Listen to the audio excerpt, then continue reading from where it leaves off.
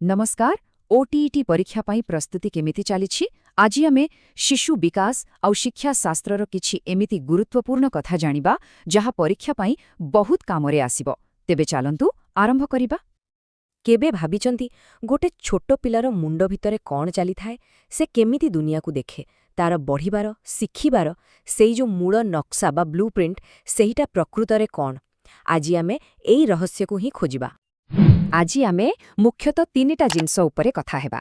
प्रथमे विकासर ब्लूप्रिंट कौन, द्वितीय पिला माने सिखंती केमिति, आउ शेषरे जणे शिक्षक भाबरे ए सबकु क्लासरूम रे केमिति कामरे लगेबा। तेबे चालंतु। अच्छा, तेबे आसंतु आमर प्रथम भागकु विकासर ब्लूप्रिंट। एठी आमे देखिबा गोटे शिशु केमिति बढ़े, आउ सबुठु बड़ कथा प्रत्येक शिशु काहींकी आउ जणंकठु अलगा होई थाए। आमे सबुबेले दुईटा शब्द शुणु, वृद्धि आउ विकास। लागे जेमिति दुईटा जाक गोटे कथा, किंतु ना, एथेरे आकाश पाताल फरक अछि।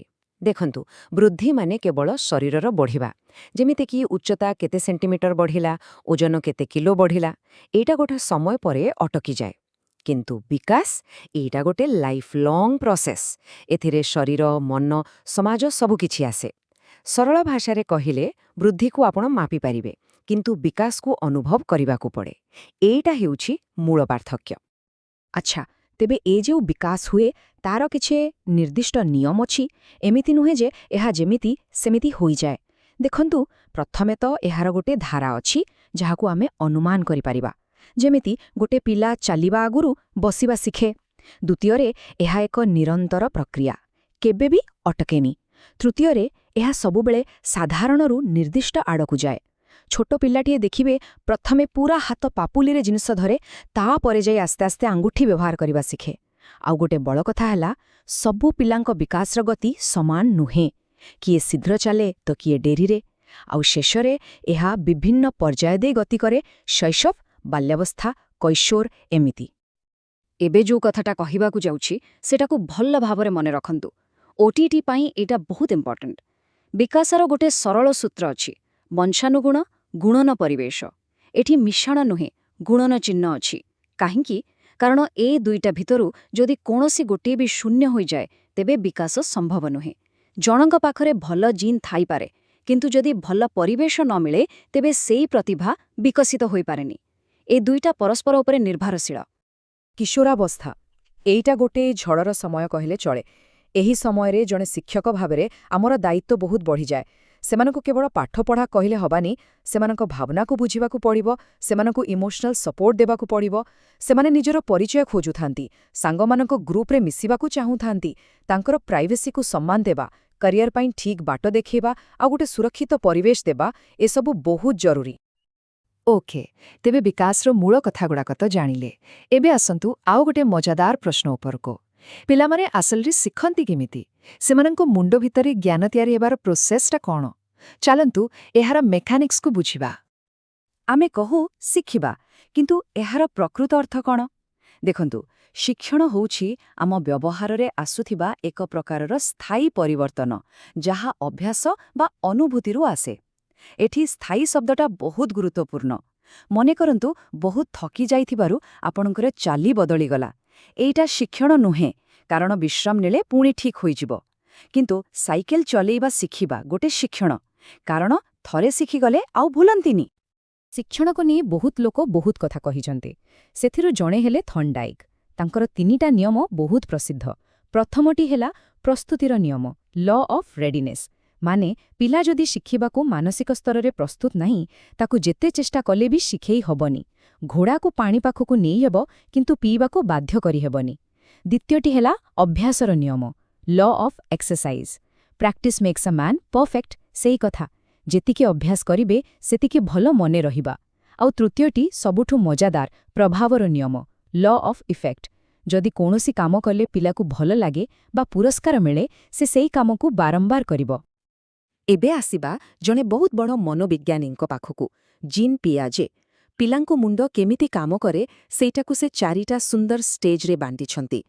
जन्मरू 2 वर्ष जाए सेंसरी मोटर स्टेज, जोठी पिलाए इंद्रिय माध्यमरे दुनिया को चिन्हे।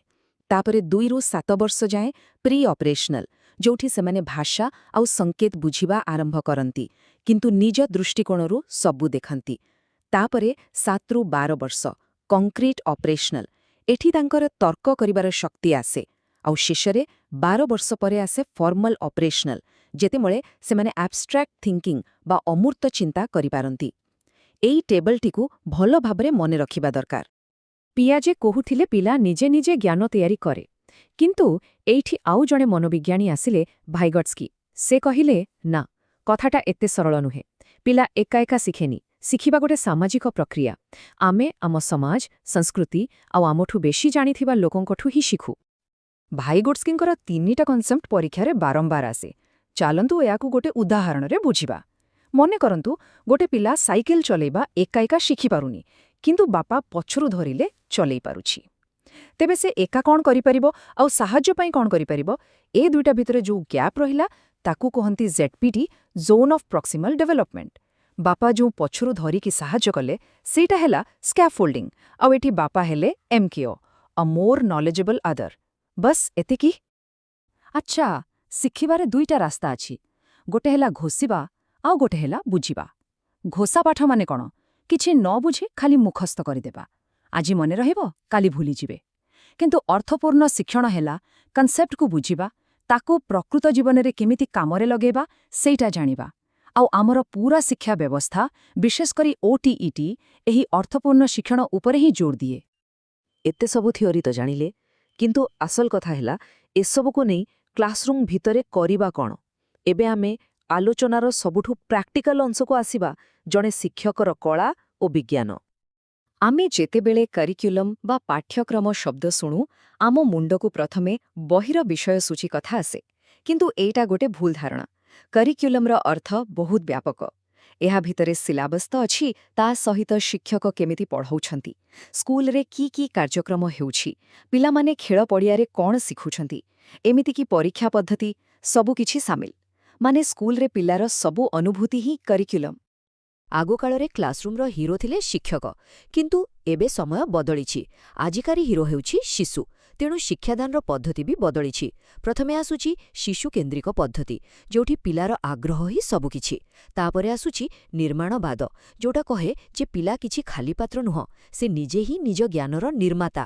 ଆଉ ତାପରେ ଅଛି ଅନୁସନ୍ଧାନ ଭିତ୍ତିକ ଶିକ୍ଷଣ, ଯୋଉଠି ପିଲାମାନଙ୍କୁ ପ୍ରଶ୍ନ ପଚାରିବାକୁ ଆଉ ନିଜେ ଉତ୍ତର ଖୋଜିବାକୁ ଉତ୍ସାହିତ କରାଯାଏ।